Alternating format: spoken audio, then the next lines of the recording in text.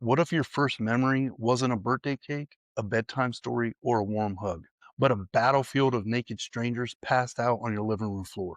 What if the air you breathed as a baby carried the sour mix of stale beer and smoke, and the first lesson you learned was how to crawl through chaos without making a sound? My name's Dustin, and this is where my story begins. Not with safety, but with survival. If you ever felt like your childhood wrote a script you didn't choose, lean in because this episode is about the moment innocence goes quiet and how to make it speak again. The television flickered blue against the walls. Empty cups leaned on the floor like toppled towers. The couch sagged under the weight of strangers. Ashes clung to the rim of a half burnt candle. Shadows stretched long across the carpet. The smell of yesterday lingered into today. The room was crowded with people, but I never felt more alone. The only rhythm was the uneven snore of strangers. I was small enough to crawl, mapping the room with my hands, learning quickly what not to touch. The carpet was sticky, the air was tired, and something inside of me, too young to name, whispered that none of this was right. That whisper became my first compass. It didn't tell me where to go, it told me what to avoid. Sometimes your earliest guide isn't a map of where to walk, it's a warning of where not to. But the house wasn't only cluttered with strangers and smoke. It was divided at its core. My mom loved having people over. By day, it was sunbathing topless in the yard and rolling things on coffee tables. And by night, it was laughter too loud, like everyone was trying to drown something darker. If anyone glanced at me with concern, my mom would just brush it off with a smile and say, "He's too young to remember." But I remember.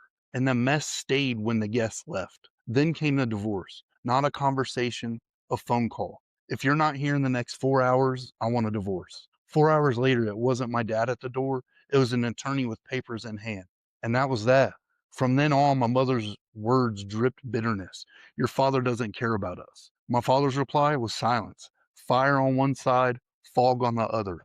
And somewhere in between them, a child learns to distrust his own reflection. And when the divide deepens, love itself gets twisted and it costs more than any child should ever have to pay. Mornings carried the tension of a storm. Every step felt like walking barefoot on glass. The house shook with anger. Doors slammed until the air itself rattled. Voices rose like thunder, arguments ricocheting down hallways. And then one morning, words slipped out of me I wish I could pull back. They lingered in the silence like smoke that refused to fade. "Maybe it would be better if you did." I wasn't speaking from courage. I was echoing the fear that she planted because so many mornings my mom threatened to leave, to walk away and never come back. And as a kid, you don't know what to do. Part of you clings tighter, part of you almost wishes the storm would just end. That morning, my words gave the storm a voice. And when they landed, the guilt hit harder than any slammed door. My brother and I decided to run away, pedaling to our grandparents' house, lungs full of freedom and guilt at the same time. See, nights flipped the script. This stormy woman who scared me by day turned radiant after sunset. Music up, laughter loud, a drink in her hand. I watched from the hallway shadows. The woman who scared me looked almost happy, but the happiness wasn't ours. Mornings always took it back. And by 12 years old, I was smoking and drinking with her, pretending we were equals, because that's how I kept her close. Boundaries you expect a mother to draw, she erased them. And when a parent erases boundaries, a child pays the cost. And sometimes the deepest lessons don't come from words. They come from pain branded into your body. I was 4 years old sitting on a vinyl chair on a hot day. She told me to eat a spoonful of potato salad. I said no. Her patience snapped. She picked me up out of that chair and slammed me on the floor, pinning my arms to the cold linoleum floor at my back. A command sharper than a spoon. She forced it past my teeth. The taste was bad, but the message tasted worse. Your no doesn't matter here. That day wasn't about food, it was about power. And a kid never forgets the moment their voice gets taken away. In a world where power crushed my voice, I searched for anchors, tiny windows where the static cleared. We didn't have much growing up. Clothes crammed in trash bags, a couch that sagged in the middle, TV channels that only came in if you wrapped the rabbit ears in aluminum foil. But sometimes the picture sharpened just enough to let the Teenage Mutant Ninja Turtles fight across the screen. For 22 minutes, the static turned into belonging. Those brothers, chosen family under a sewer gate, made me believe that loyalty could be louder than the chaos. The credits always rolled, but even a small window can show you what a life should look like. And still, every cartoon, every brief escape pointed back to the same longing, stability. All these scenes share a common thread, a kid searching for an anchor, a dad who was gone physically, then emotionally further, a mom who swung between thunder and neon, a house where the rules changed daily or didn't exist at all. In a world like that, you learn to survive, but survival is not the same as living. And this is where my story shifts from what broke me to what started to build me back.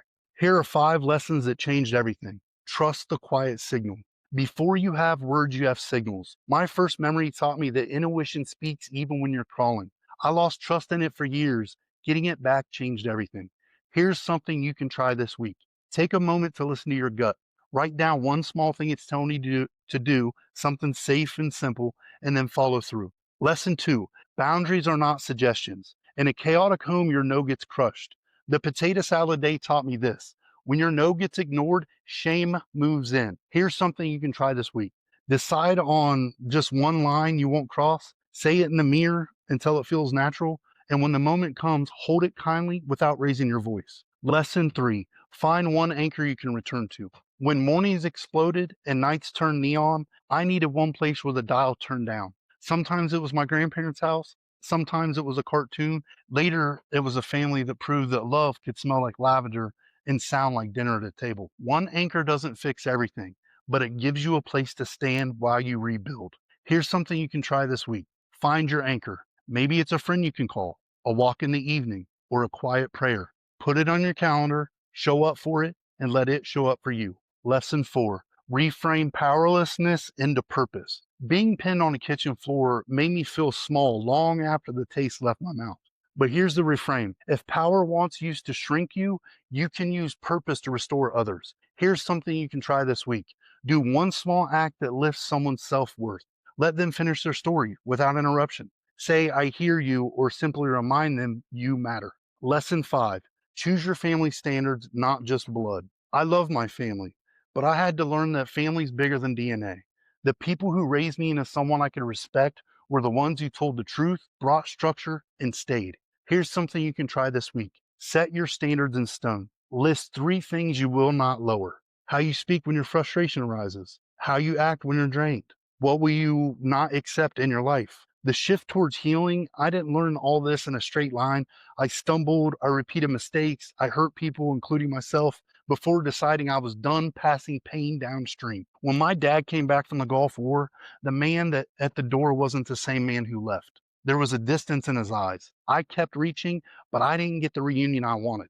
But eventually, I got something else. The ability to see both as my parents as human, because empathy isn't approval, forgiving isn't forgetting, and you can walk in compassion without walking back into chaos. If you grew up in a house like mine, you already know how to read a room, how to sense danger, how to survive on very little. But don't let those skills become your prison. Survival is an incredible beginning, it's a terrible destination. The work is to convert those survival skills into a life. And it starts with one radical sentence: I will not hand my pain to the next person in line. So here's how we'll choose to close every episode: not with applause, with a commitment you can actually keep. Pick one of the 5 challenges and do it for the next 7 days. Not all 5, just one. Something small, something simple, something you can actually do. Maybe it's the sentence in a mirror. Maybe it's the boundary you hold kindly. Maybe it's sitting on a porch with someone who feels safe. 7 days, then add another. My story began on a floor that didn't feel like home, in air that didn't feel clean. It didn't end there. I'm not here because I had the perfect start. I'm here because somewhere between slammed doors and static screens, I decided that my inheritance could end with me. Chaos may have been my birthright, but it won't be my legacy. Your past doesn't disqualify you, it prepares you. If a kid from a trailer court can learn to trust his gut, draw a line, find an anchor, and restore dignity, raise his standards, then so can you. Your future self is waiting on the edge of one small choice. Pick it, live it for a week, then meet me back here for episode 2. Because this just isn't my story. It's a blueprint for anyone ready to turn down the static and turn up the signal. And if you're facing this too, just know you don't have to walk alone.